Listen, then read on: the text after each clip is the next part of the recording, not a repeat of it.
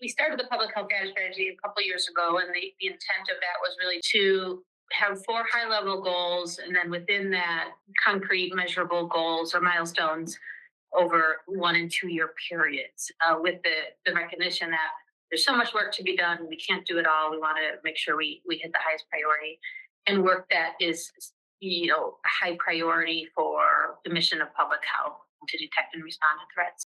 Welcome to HealthCast. I'm Sylvia Oakland, staff writer and your host for this episode. You just heard from Dr. Jennifer Layden, Director of the Center for Disease Control and Prevention's Office of Public Health Data, Surveillance, and Technology. Dr. Layden celebrated the 2024 Public Health Data Strategy accomplishments and filled us in on what milestones are ahead 2025 and 2026. During a 2024 event with GovCIO Media and Research, Sue Lin, Deputy Director for Operations and Management, talked about the strategy's incredible progress. In 2023, the CDC completed 12 of the 15 milestones set in the strategy. I think what the exciting part of our data strategy is to say, hey, given that data is now there are standards in which that data is collected. How can we create that interoperability bridge to quickly access the health IT data that's already available across our healthcare landscapes, right? To help us inform, some of the decisions that we need to be able to make in concert with the healthcare system. We know that when we set bold and audacious goals, right, it paves the path for success for us to meet those goals. And so I think, where we have seen success, we've doubled down and then laid out even more ambitious goal for this upcoming 2024 and 25 year to be able to achieve that. In October 2024, the CDC established the One CDC platform, or One CDP. It serves as a unified data platform that helps the CDC and partners share data and other tools needed to detect and respond to public health threats. Layden said because programs within the CDC rely on multiple and often overlapping data sets, that One CDP will help with day-to-day operations, but more importantly, it will allow for quicker responses from healthcare professionals during times of emergencies.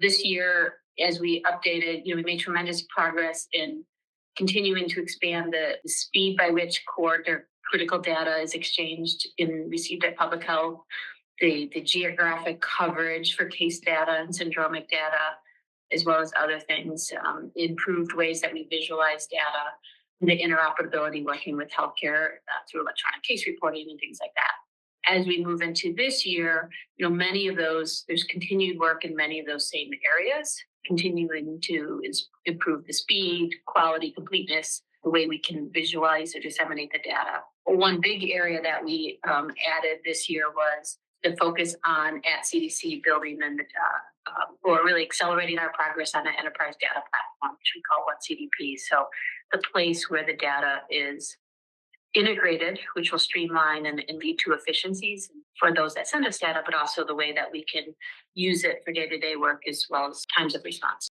The CDC Office of Readiness and Response Director Henry Walk testified during a November 2024 House Oversight and Accountability Select Subcommittee on the coronavirus pandemic.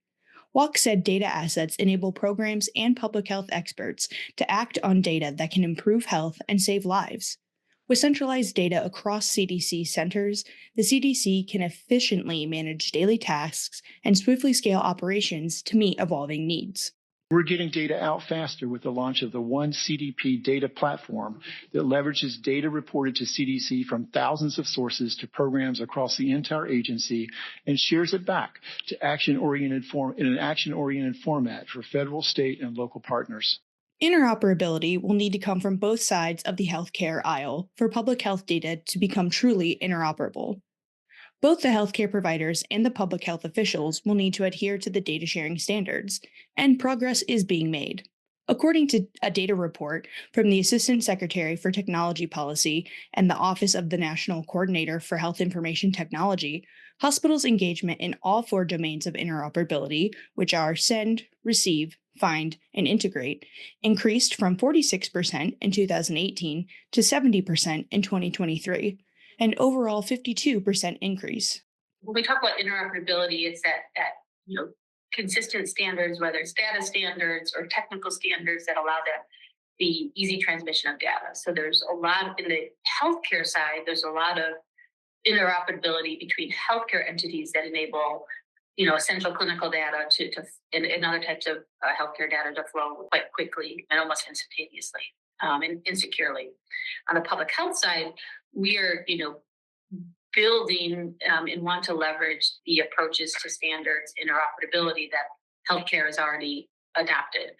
That allows us in public health to exchange data more rapidly and to have higher quality and higher completeness of the data from healthcare. By adopting those standards that are important for interoperability, that also allows across public health for us to be exchanging that data as well. Where, some good examples of that, one is the syndromic data. So syndromic data is emergency room that's based on a known type of data standard. And because we are leveraging something that healthcare is using, that data flows very quickly. And then it doesn't take manual, manipulation or cleaning of the data to be able to use it. Another great example is electronic case reporting. So case reporting where healthcare, upon a trigger of a potential measles case or Ebola case or whatever the condition is that is reportable, sends a standardized data set to public health through a channel that is very low burden and allows that data to flow almost instantaneously. So two great examples of by using the standards in approaches to interoperability that healthcare has already adopted, we can extend that progress to the intersect of public health and healthcare. Dr. Layden and I also talked about how AI could revolutionize the way the CDC works. Like one CDP, AI could help with daily operations, but more importantly, could streamline that data sharing process even more. As the CDC receives data from partners, AI could make that data usable and readable versus the current manual processes. Extracting data from large text of what we call not necessarily like blobs of data. So if you see a clinical note, you need to extract and understand the meaning of it.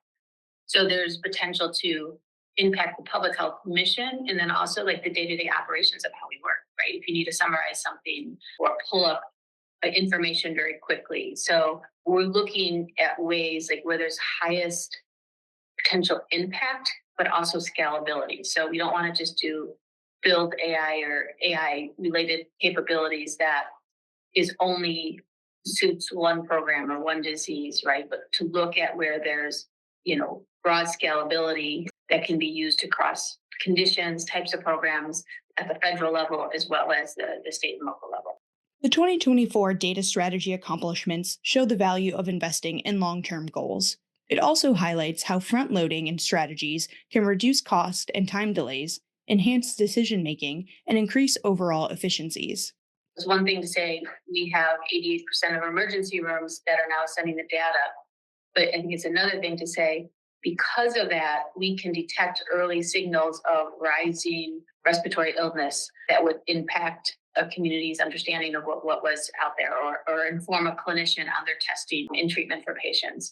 So really in this year to be able to articulate, because the federal government's made this investment, this is how it's impacting communities, individuals, and using it to inform decisions.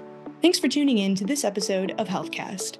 You can learn more about the public health data strategy on our website at www.govciomedia.com.